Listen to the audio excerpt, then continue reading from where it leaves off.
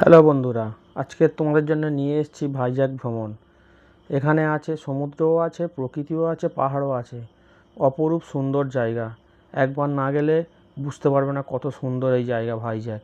কেউ হয়তো ভাবছো যে আমি ভাইজ্যাক কীভাবে যাব, আমরা দুজন আছি কি চারজন আছি, কোনো আমাদের সাথে কেউ থাকবে কি না, কীভাবে যাব না যাব, কোথায় হোটেল নেব, সব কিছু আজকে ডিটেলস বলে দেবো।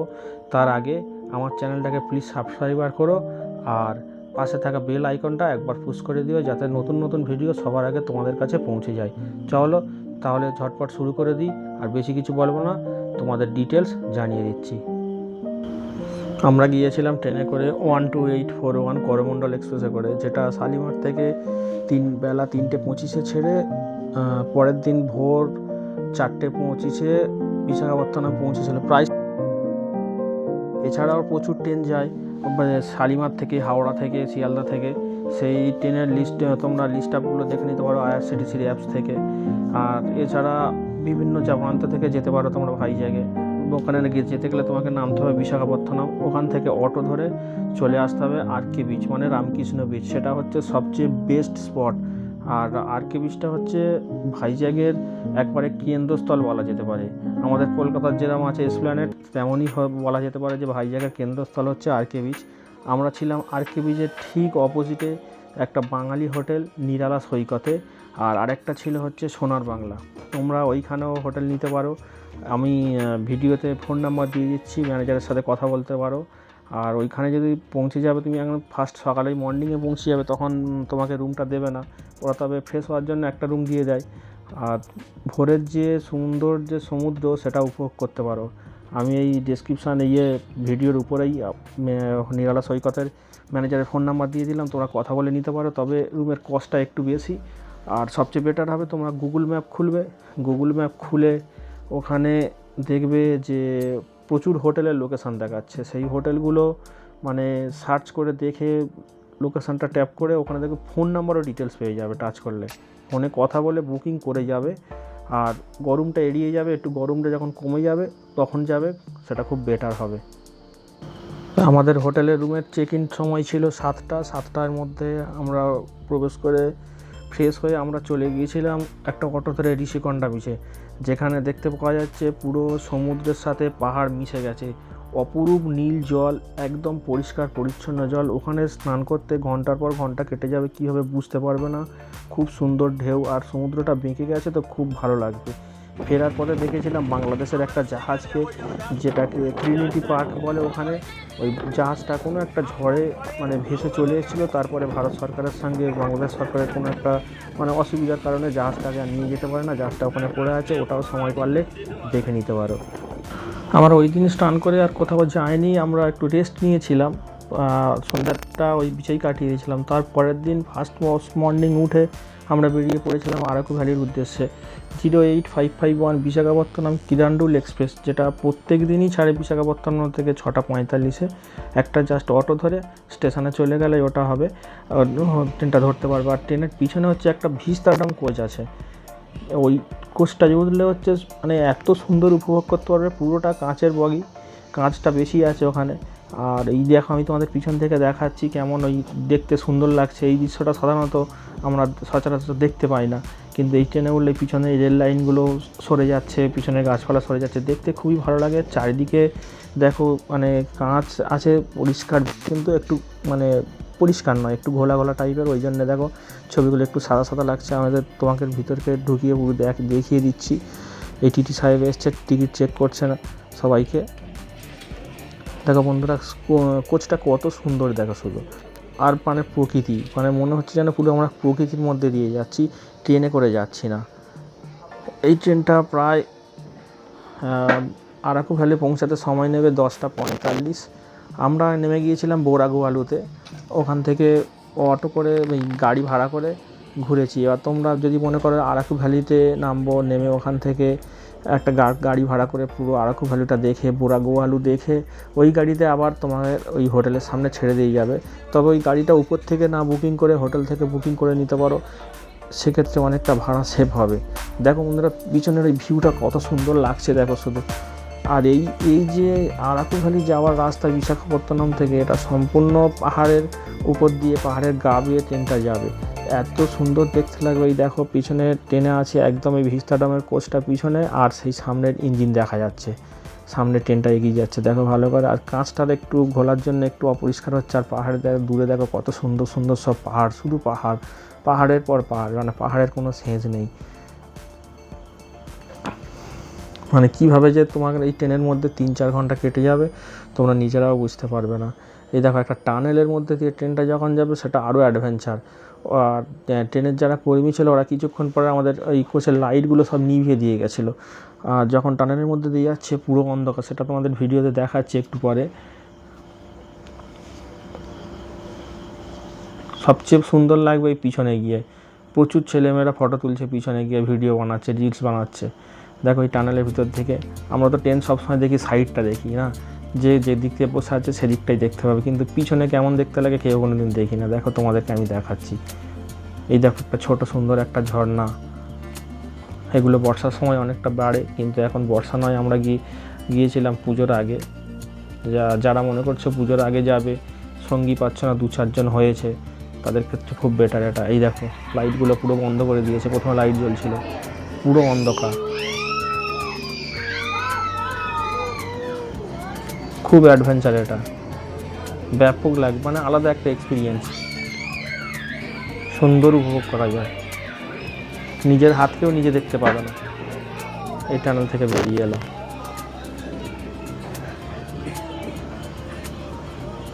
ট্রেন থেকে নেমে আমরা বুড়াগুহলোতে নেমেছি। ওখান থেকে একটা গাড়ি ধরে ফার্স্ট চলে এলাম বোরা কেভ। এটা একটা গুহা, মানে মাটি থেকে অনেকটা নিচে, মানে যে আমরা যে মাটির লেভেল আছে ওই লেভেল থেকে অনেকটা নিচে নামতে হয়। আমরা একটা গাড়ি ভাড়া করে নিয়েছিলাম, সারাদিন ঘুরবো, আর ওই গাড়িটা আমাদের লাস্ট হচ্ছে আমাদের হোটেলে পৌঁছে দিয়ে যাবে। তবে একটু মানে বললাম যে একটু ব্যয়বহুল আছে, সব কিছু বার্গেনিং করে নেবে, নিলে কোনো অসুবিধা নেই। তোমরা যদি অল্প স্পট ঘুরতে পারো তাহলে ওখানে অটো পাওয়া যায়, অটো নিয়ে নেবে। আমরা এই দেখো গাড়ি থেকে নেমে হেঁটে হেঁটে যাচ্ছি বোরা কেভের দিকে। গুহা ভিতরে অনেক রকম, মানে জলের সাথে পাথর মিশে মিশে এমন ডিজাইন সব হয়ে গেছে, অপরূপ দেখতে। মানে প্রকৃতি কীভাবে যে তৈরি করেছে না দেখলে কল্পনা করতে পারবে না। তবে একটা জিনিস এখানে খুব সাবধানে যাবে, এখানে খুব বাঁদরের উৎপাত আছে, বাচ্চাদের হাতে কোনো জিনিস থাকলে সেটা কেড়ে নিয়ে চলে যাবে। আর যাদের একটু হার্টের সমস্যা আছে, যাদের একটু পায়ের হাঁটুর সমস্যা আছে, তাদের কাছে যদি মনে করো যে আমি একটা উপকার করে দিচ্ছি তোমাদের, তাহলে তোমরা বোরা কেভে নামবে না। নামতে খুবই ইজি, নামতে খুব মানে অনায়াসে নেমে যেতে পারবে, কিন্তু উঠতে গেলে প্রচণ্ড কষ্ট। আমার ব্যক্তিগত জীবনে যেটা হয়েছিল যে আমি নেমেছি খুব আনন্দের সঙ্গে, কিন্তু ওঠার পরে মনে হচ্ছে যে আমি এখানেই মনে হয় আমার মানে সব শেষ হয়ে যাবে, প্রচণ্ড কষ্ট। দেখো তোমরা কতটা শুধু নিচে নামতে হয়, দেখো তোমাদেরকে দেখাচ্ছি আমি। প্রচুর সিঁড়ি, নামাতে কোনো কষ্ট নেই, কিন্তু ওঠাতে প্রচণ্ড কষ্ট, প্রচণ্ড। নিঃশ্বাসের যাদের প্রবলেম আছে, যাদের হার্টের প্রবলেম আছে, একটা সুন্দর একটা নদী, ছোট নদী একটা বয়ে যাচ্ছে। দেখো কেভটা কতটা নিচে, আর ভিতরের আবহাওয়া মানে কি বলবো, না বলে বোঝানো যাবে না। একদম মানে সে স্যাঁতস্যাঁতে আবহাওয়া, এসির মধ্যে যেন ঢুকে যাচ্ছি, আর টপ টপ করে জল পড়ছে ওপর থেকে। খুব অ্যাডভেঞ্চার, খুব মানে একটা আকর্ষণীয় জিনিস। নামার সময় একটু দেখে শুনে নামবে, কেন সব রাস্তাগুলো জল পেয়ে তো একবারে পিছল হয়ে আছে। যতটা পারবে একটু আস্তে আস্তে উঠবে, তাড়াহুড়ো করে ওঠার চেষ্টা করবে না, করলে কিন্তু মানে বিপদ হয়ে গেলে নিজের হবে, সঙ্গীদের সবারকেই হবে।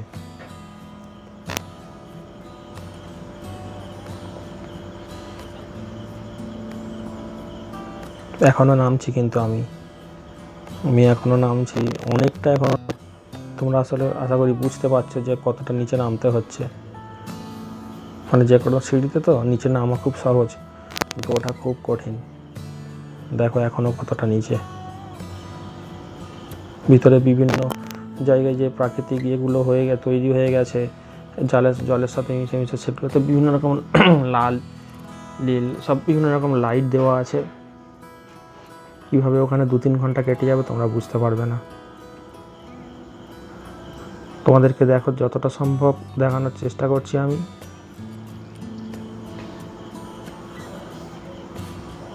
আমার একটা মেমোরি কার্ড খারাপ হয়ে যাওয়ার জন্য তোমাদেরকে ভালো ভালো ভিডিওগুলো দেখাতে পারছি না, অনেক ভিডিও আমার নষ্ট হয়ে গেছে।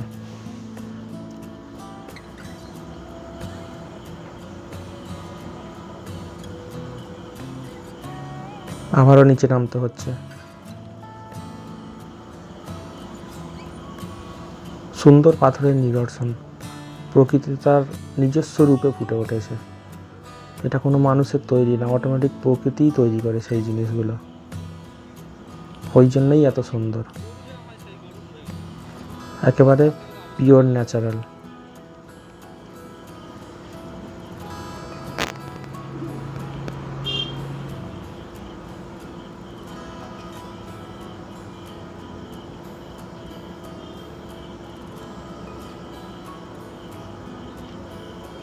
ওপর থেকে একটা দেখো গুহার মুখের মতো পুরো ফুটো, একটা বড় গর্ত আছে এখান থেকেই দেখো, এখান থেকে জল পড়ছে দেখো, সারাদিন জল পড়ে যায়, সারাক্ষণ জল পড়ছে এইরকম। আর কোনো কোনো জায়গায় তো আরও অনেক মানে প্রচুর জল পড়ছে। শোনা গল্প নাকি এখানের এই গর্তটা থেকে কোনো একজনের গরু পড়ে গিয়েছিল, আর তখন থেকেই তিনি এই গুহাটাকে নাকি আবিষ্কার করেছিল। এই দেখো বন্ধুরা, নিচে থেকে সেই গর্তটা কত ওপরে, চারিদিক থেকে জল পড়ছে। তোমাদেরকে আগে বললাম যে গুহার ভিতরে সবসময় টপ টপ করে জল পড়ে যাচ্ছে চারিদিক থেকে।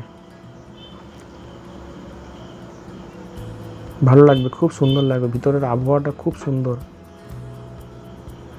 আমাদের বাড়িতে যে কৃত্রিম এসি আছে, এটা হচ্ছে প্রাকৃতিক এসি। অপরূপ সুন্দর জায়গা, কিন্তু একটু কষ্টসাধ্য।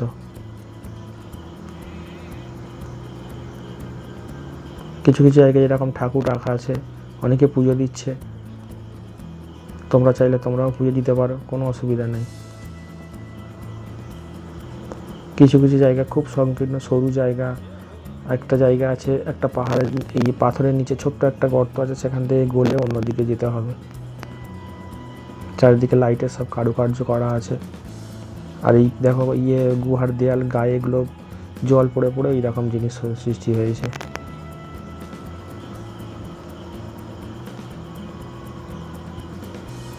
এরিয়াটা বিশাল বড়। এখনও দেখো আমাদের নিচে নেমে যেতে হচ্ছে। আমার ভিডিও একটু কেঁপে যাচ্ছে, কেন আমার নিচের দিকে তা একটু দেখতে হচ্ছে। আর পুরো রাস্তাগুলো তো পুরোটাই ভিজে, পুরোটাই পিছল, একটু অসাবধানতা হলেই বিপদ ঘটে যাবে।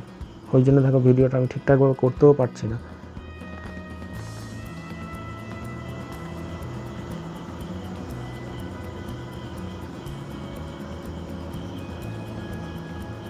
উপরের নিদর্শনগুলো খুবই সুন্দর।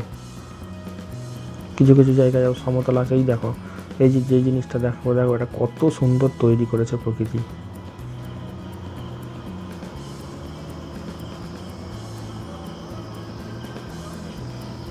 নিজের চোখে না দেখলে এগুলো কিছু বোঝা যায় না, ক্যামেরায় যত ভালো করে দেখাই না কেন, নিজের চোখে দেখলেই তবেই উপভোগ করা যায়। এগুলো ক্যামেরাতে আর এই আলোতে মনে হচ্ছে কি একটা জিনিস, কিন্তু যখন সামনাসামনি দেখবে না, চোখ ভরে যাবে, মনে হবে না আমার বেড়াতে আসা সার্থক। এই দেখো এই আর একটা,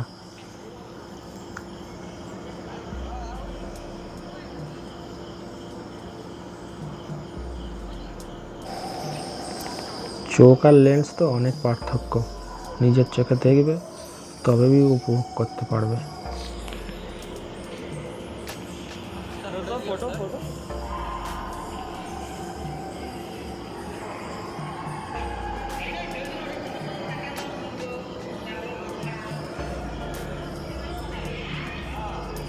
প্রচুর আলো, প্রচুর মানুষের সমাগম।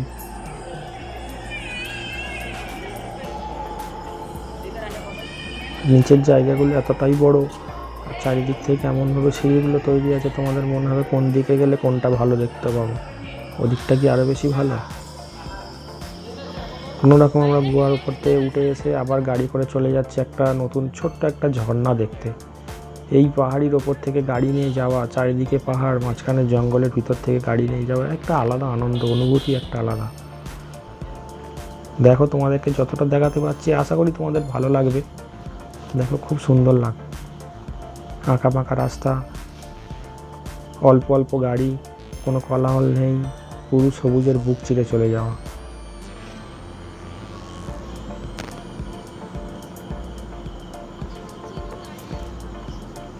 এই এসে গেছি আমার ঝর্ণাটার কাছে। সবাই ফটো তুলতে ব্যস্ত। এখনকার ব্যাপার কী জানো তো, মানে কেউ নিজের চোখে দেখে না, সারাক্ষণ ফটোই দেখতে যাচ্ছে। যে নিজে আগে দেখে নি তারপর ফটো তুলবো সেরকম নয়, আগে ক্যামেরা, তারপরে বাড়িতে গিয়ে এটা ক্যামেরাতে দেখবো, ফটোতে দেখবো। কিন্তু বাস্তব হচ্ছে একটাই, যে নিজের চোখে যে জিনিসটা দেখবে সেটা ফটোতে দেখলে ভালো কোনো দিনই লাগবে না। চোখ চোখ আর ক্যামেরা ক্যামেরা।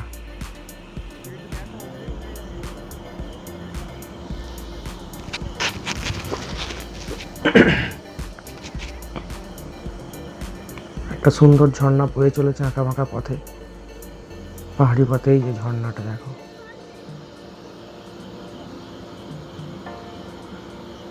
জুলাই আগস্টে গেলে এগুলো খুব অনেকটা, মানে বেগটা অনেকটা থাকে, চওড়াও হয় অনেকটা। কিন্তু এই সময় তো কমে গেছে, জলটা কম যেহেতু ওই জন্য সরু হয়ে পড়ছে।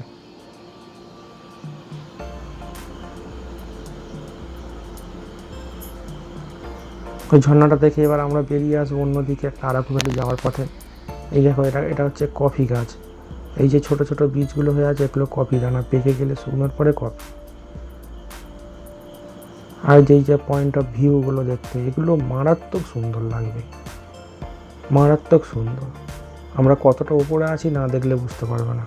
ওখান থেকে চলে গিয়েছিলাম আমরা একটা মিউজিয়ামে, এই সাঁওতালিদের মিউজিয়াম। এইরকম সব মূর্তিগুলো রাখা ছিল, দেখতে খুবই সুন্দর লাগবে, অপরূপ সুন্দর। মানে দেখলে মনে হবে না এগুলো মূর্তি, এগুলো যেন মনে হবে প্রকৃত মানুষ। তোমরা দেখো, তোমরা দেখলেও বুঝতে পারছো আশা করি। এটা যদি কি ফুল, এটা কেউ বলতে পারো, আমার কমেন্টে জানাবে এটা কি ফুল। ধোসা সাইজটা শুধু দেখো।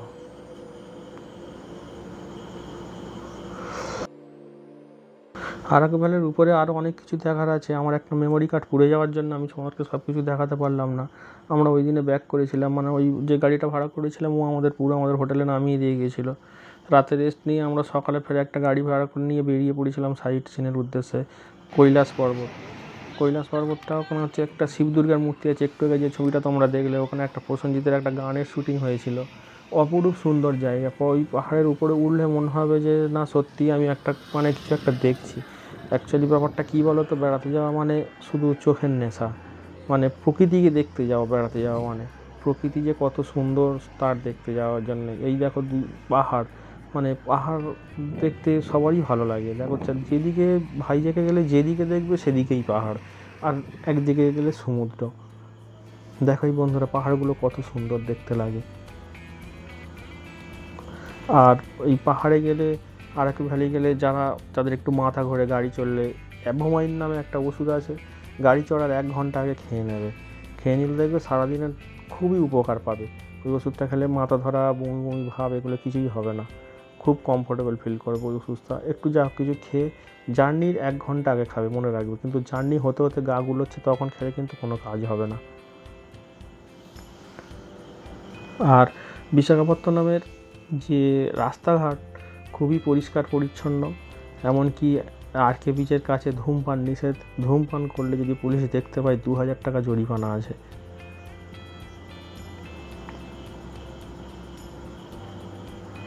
দেখো বন্ধুরা, কত সুন্দর অপরূপ দৃশ্য। অনেকে বলবে ভাইজ্যাকে কিছু নেই, ভাইজ্যাকে দেখার কিছু নেই।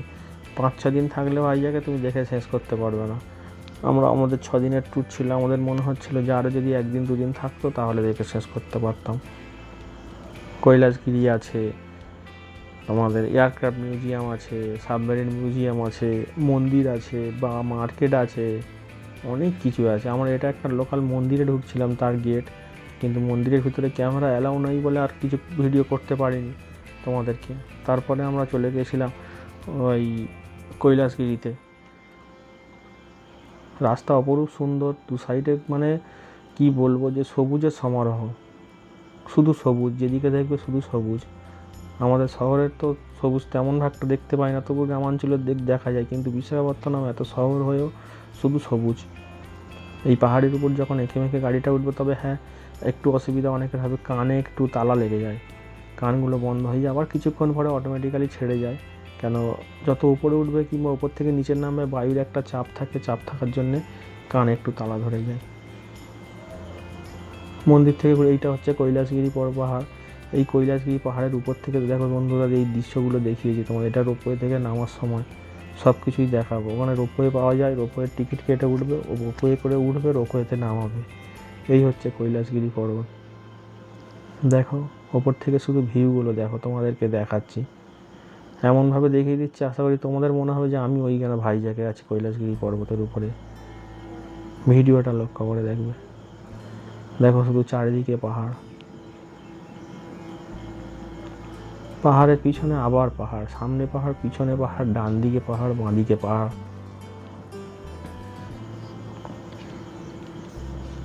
আর পাহাড় গিয়ে মিশেছে সমুদ্রে। অপরূপ সুন্দর জিনিস, দেখো এই পাহাড় মিশেছে সমুদ্রে। দূর থেকে সমুদ্রটা কত সুন্দর দেখতে লাগছে দেখো।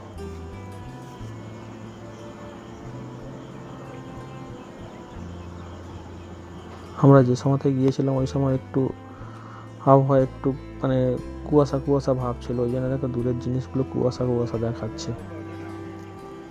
জুম করে দেখাই, দেখো পাহাড়ের গা বেয়ে গেছে রাস্তা, রাস্তা দিয়ে গাড়ি যাচ্ছে। অপরূপ সুন্দর জিনিস।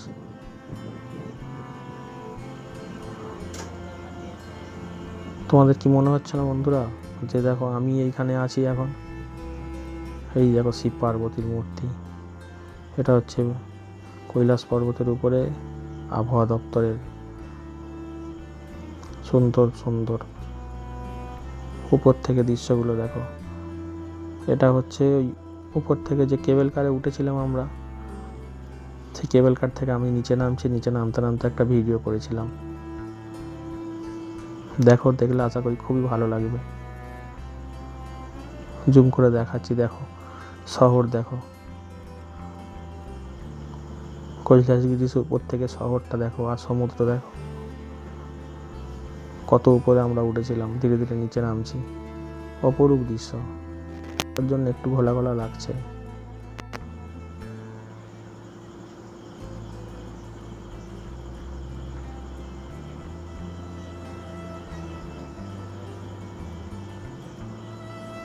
যাবতীয় গাড়ি সব কিছুই হোটেল থেকে ম্যানেজ করে দেবে।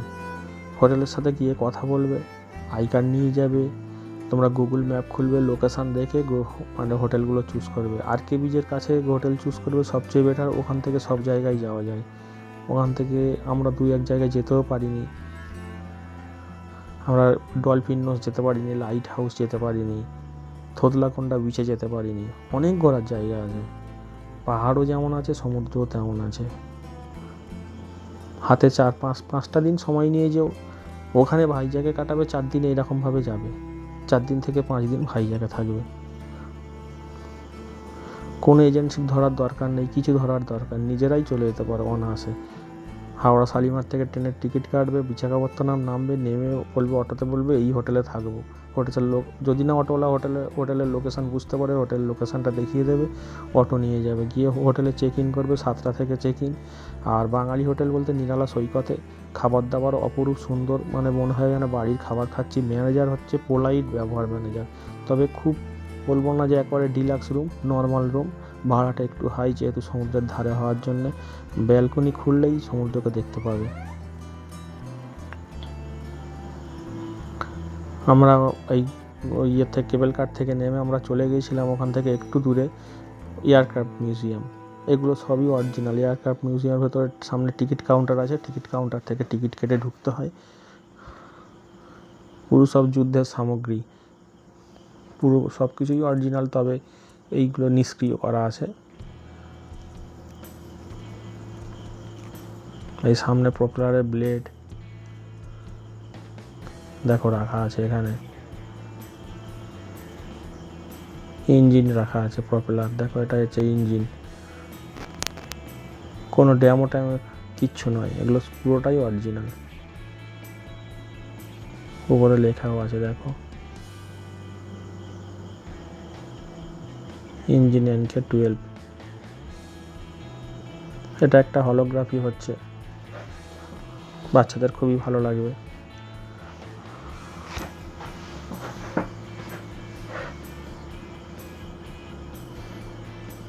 এর ভিতরে একটা মিউজিয়ামের ভিতরে ফটো সব কিছুই তুলতে দেয়, কিন্তু এর সামনে আছে সাবমেরিন মিউজিয়াম, সেখানে ছবি তোলা নিষিদ্ধ। এই হচ্ছে বিমানটা, সেগুলো অপারেটিংয়ের জায়গা সব, চাকাটা দেখো সব কিছুই। এর এই সামনে আছে সাবমেরিন মিউজিয়াম, এর ভিতরে হচ্ছে ফটো তোলা নিষিদ্ধ, তাই কোনো রকম। এখানে দাঁড়িয়ে আছি, দেখছি হঠাৎ এটা সমুদ্রের ধারে, এই যে সাবমেরিনটা, যা গাজি অ্যাটাক সিনেমা আছে সেই সিনেমারই সাবমেরিন, মানে এই সাবমেরিনটার অনুকরণে ওই সিনেমাটা তৈরি হয়েছে। হঠাৎ দেখছি আকাশে একটা আলো আসছে, হঠাৎ ফোনটা ঘুরিয়ে দেখালাম, একটা বিমান যাচ্ছে। এইরকম ভাইজ্যাকে থাকায়, সমুদ্রের ধারে থাকায় প্রচুর বিমান দেখতে পাবে, প্রচুর বিমান, সেনাদের হেলিকপ্টার প্রচুর দেখতে পাবে, আনন্দ উপভোগের জায়গা। পরের দিন ফার্স্ট সকাল আমরা একটা গাড়ি নিয়ে বেরিয়ে গিয়েছিলাম ইয়ারাটা বিচ। এই হচ্ছে ইয়ারাটা বিচ, অপরূপ সুন্দর ঢেউ, বিশাল বড় বড় ঢেউ, তবে এখানে কেউ স্নান করে না, ঢেউয়ের বেগটা অনেকটাই বেশি। একদম মানে এটাকে এখানে নীল জল বলবো না, এখানে পুরো মানে নীলচে হোয়াইট সাদা জল, মানে জলের 10 ফুট নিচে কী আছে তুমি পরিষ্কার দেখতে পাবে, যে জলের 10-15 ফুট নিচে কী আছে, একেবারে পরিষ্কার চকচকে জল। আর ওইদিকে দেখো সেই পাহাড় সমুদ্রে মিশেছে।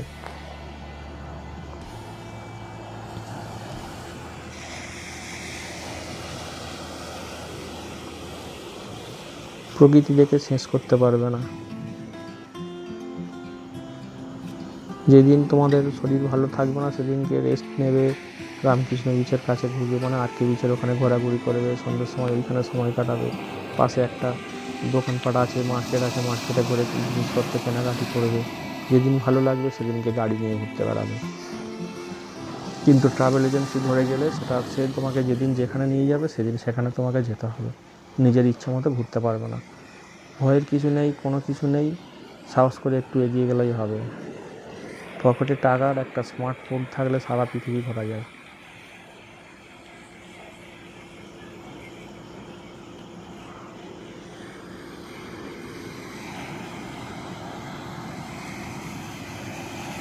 এখানে ঢেউগুলো যেন ফোনে, মানে আমার মোবাইলে দেখাচ্ছে না ছোটো ছোটো, কিন্তু ঢেউগুলো খুবই বড় ঢেউ। আর জলটা বললাম একবার কাঁচের মতো পরিষ্কার স্বচ্ছ জল, কোনো ঘোলাটে জল নেই।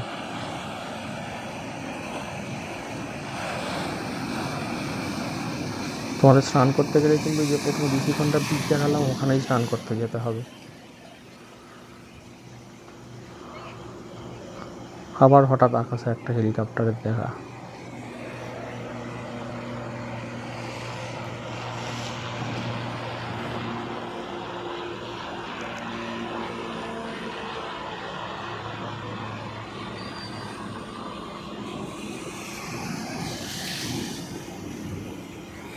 সমুদ্র আর পাহাড়ের অপরূপ মিল। এখানে দেখো একটা সবুজ কাঁকড়া আছে, কাঁকড়াটা অনেক জুম করে দেখিয়েছি। প্রকৃতি। আমরা আবার ওই দিন হচ্ছে রাত 8টা 10-এ করমণ্ডল এক্সপ্রেস চেপে বিশাখাপত্তনম থেকে শালিমার চলে এসেছি। আশা করি তোমাদের ভিডিওটা খুব ভালো লেগেছে, সবাই ভালো থেকো।